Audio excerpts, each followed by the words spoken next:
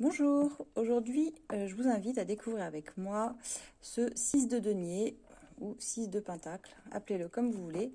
Alors, ici c'est une carte qui a une grande notion de partage, on est dans le partage. On voit ici ses mains qui donnent, d'autres qui sont tendues pour recevoir, et c'est la même idée d'ailleurs sur l'autre carte.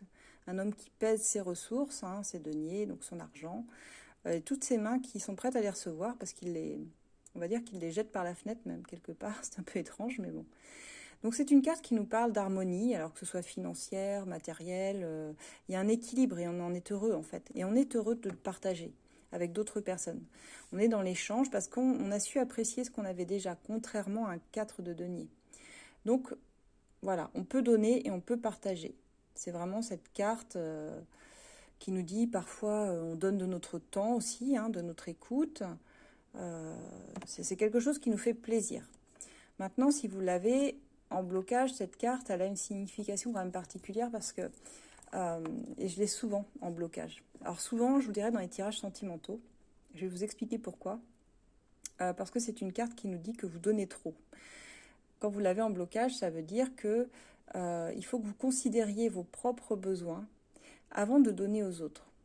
Vous pouvez donner de votre temps, de votre écoute, ce que vous voulez à l'autre, de votre amour, sous une forme, je dirais, mais veillez à recevoir sous une autre, pour qu'il n'y ait pas de déséquilibre, je dirais, qui s'installe entre ce qui est donné et ce qui est reçu. Quand on offre un cadeau, même sans attente en retour,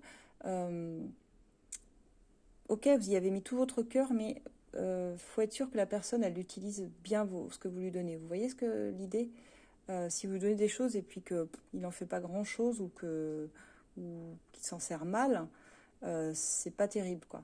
Donc c'est vraiment une histoire de doser ce que vous donnez à l'autre, doser ce que vous donnez comme temps, par exemple dans un travail, même si vous êtes content de votre boulot et que vous avez envie de vous investir à fond et encore plus et de partager, veillez à ce que ça vous rapporte aussi la même chose de l'autre côté. C'est donnant-donnant, voilà l'idée de cette carte.